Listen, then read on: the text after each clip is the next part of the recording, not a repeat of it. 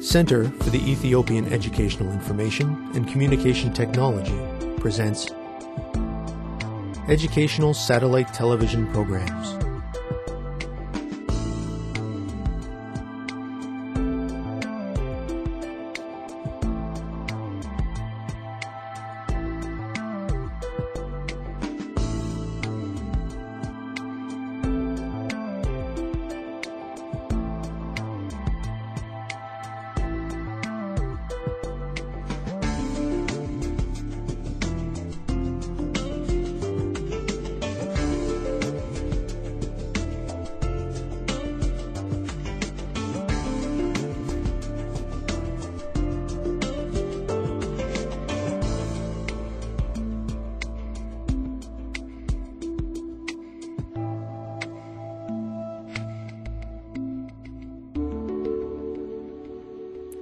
Hello, teacher.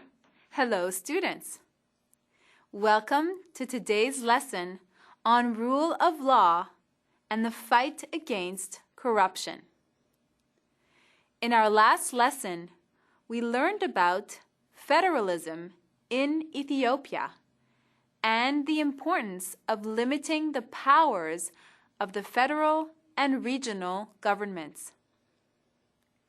The federal system is suitable for Ethiopia because of the country's big geographic area, large population, and diversity of ethno-linguistic groups. Federalism allows different cultural groups to maintain their sovereignty and protect their interests while being unified as citizens of Ethiopia. The federal system means that power is divided between the federal government and regional governments.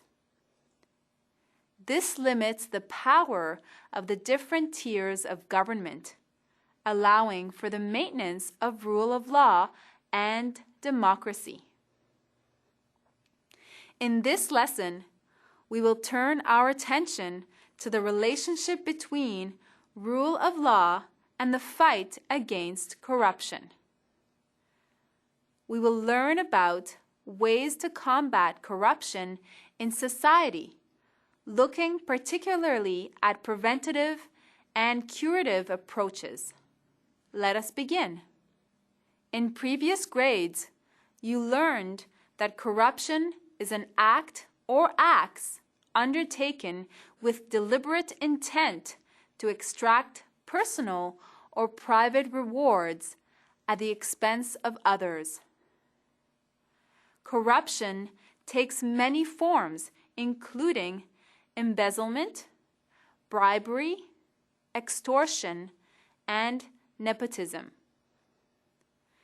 There are many causes of corruption in Africa and around the world. Absence of rule of law means that the rights of citizens are not protected by the law, and people in power can behave in ways that are above the law and harmful to the people. They can indulge in corrupt practices without being in danger of prosecution by the law. Students, another cause of corruption in society is the absence of exemplary ethical leadership. How is the absence of exemplary ethical leadership related to an absence of rule of law? Why does the absence of good leadership result in corruption? Please take a few minutes to think about these questions and write down your answers. Students, let's get ready. Begin.